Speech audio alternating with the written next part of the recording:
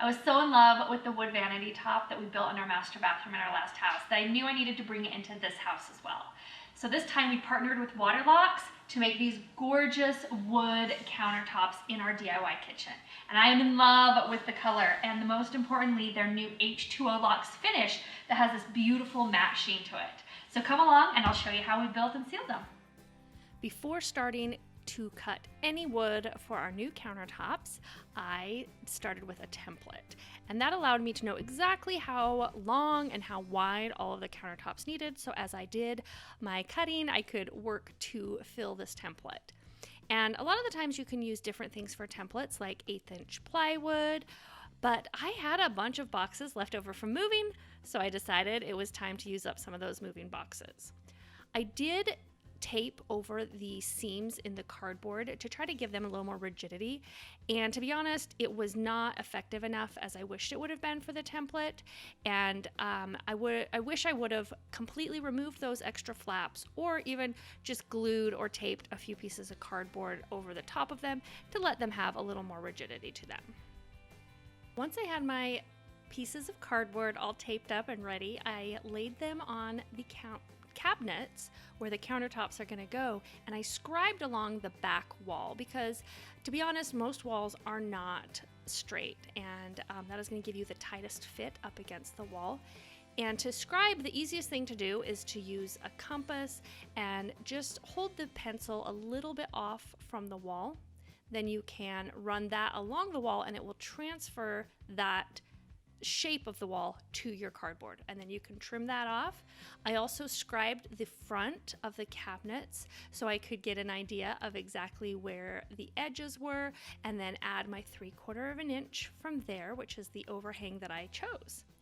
For the kitchen sink, I used the template that actually came with the kitchen sink and laid it over the top, and then I was able to figure out the opening, cut it out, and I always like to try to cut things a little bit small to begin with, and then you can put it on and cut bigger as needed. It's a lot harder than cutting smaller, so I was able to fit it in, check, and then go from there. I made sure to template all the areas that I needed to create countertops for, and I also made sure to mark which side was the top and which side was the front, because once the countertop templates were removed, it was very easy to have them turned around. Then it was time to go out to my shop and get ready to start cutting them. I'm building our countertops out of a beautiful maple. I picked up these 6x4 boards at my local lumber yard, and I had them run one edge through the jointer as well as plane both sides down with an initial planing to give me a smooth surface. And this really helped when I was laying things out because I could see exactly how the grain looked and pick out which ones I wanted to go where. And then I used my template as a base to start cutting down the boards to size.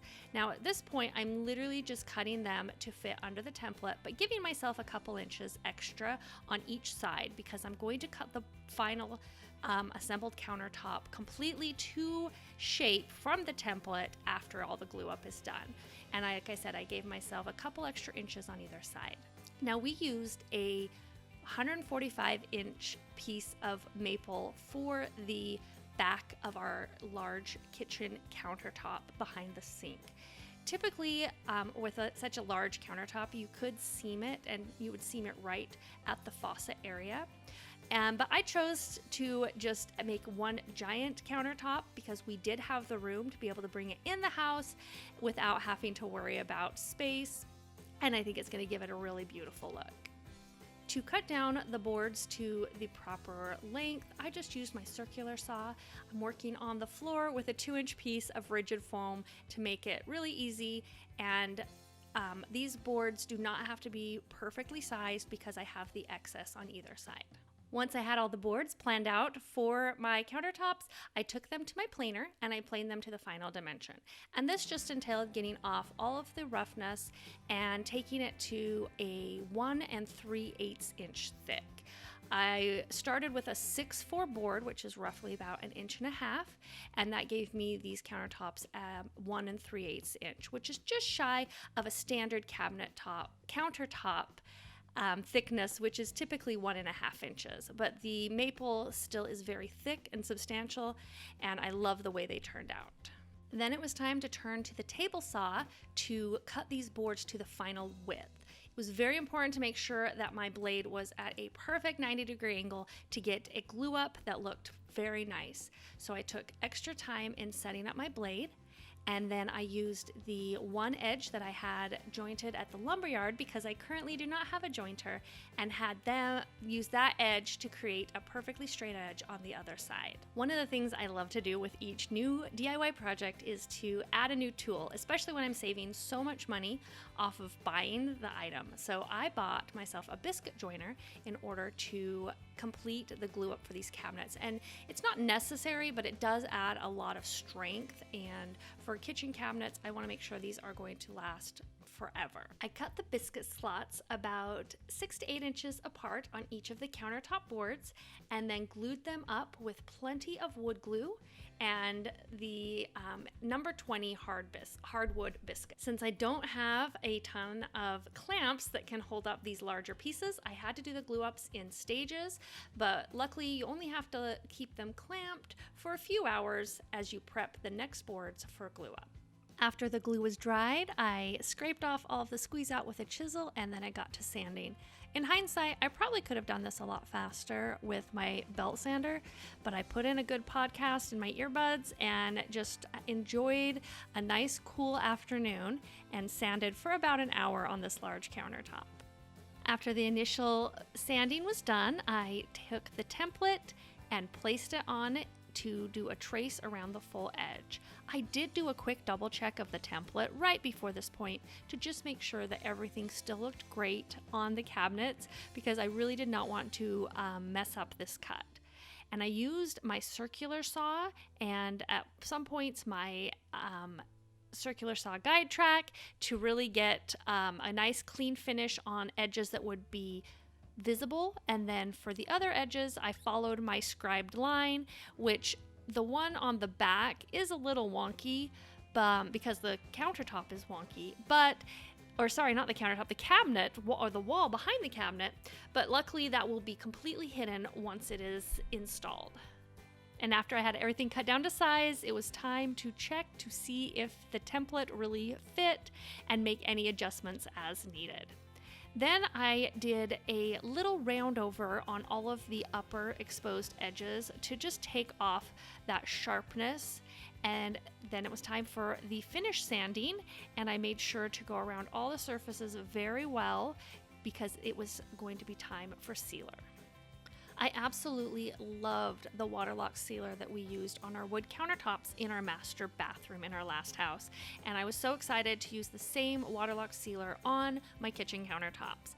But this time, instead of using the traditional sealer, I am using their new water-based low VOC H2OLOX, which is really great because not only does it give you that beautiful seal on your wood and protect it from water, it also comes in 4 sheens as opposed to just a couple sheens, which are more glossy. In the original, the H2OLOX comes in lots of different sheens, including a matte, which is what I'm using.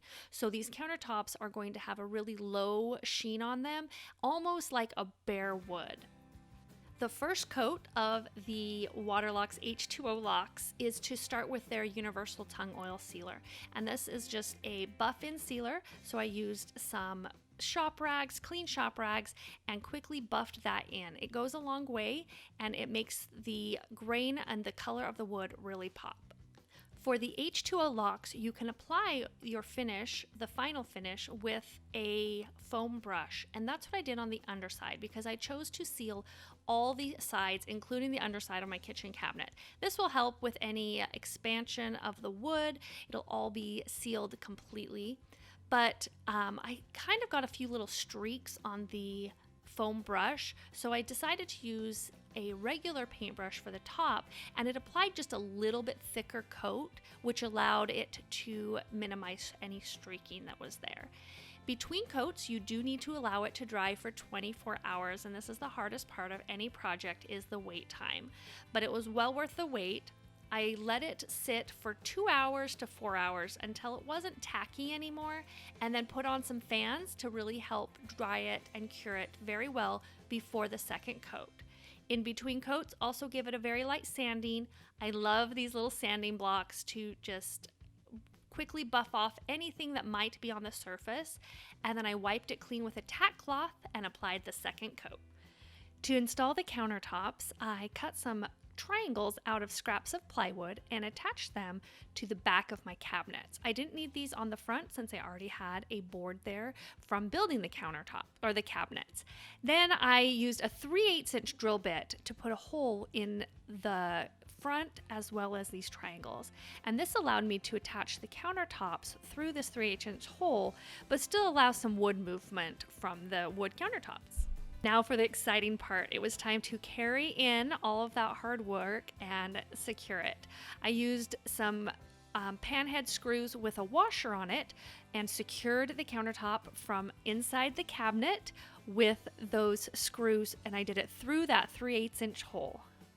And in case I haven't mentioned it before, wood countertops, especially with this thickness, are very heavy. And so I did have to use some assistance to get the bigger countertop pieces in, but they fit so beautifully after all of that work templating and were able to be screwed down very quickly. This WaterLox H2O finish will be ready for light use after about 48 hours and ready for normal use after about 7 days, but it will continue to cure for up to 30 days. And it does need a lot of oxygen in order to cure. So make sure that even once your countertops are installed, that you have plenty of airflow. So we opened windows and set some fans on it to allow it to continue to cure over the next 30 days. All of the countertops were in place and secured. All that was left is to stand back and just admire them. The beautiful matte finish on these really makes them look more like a cutting board, but I'm so excited to know that they are sealed from the water, any grease, obviously all that stuff that comes with a kitchen is not going to penetrate into my beautiful solid wood countertops, and they are going to look brand new for years to come.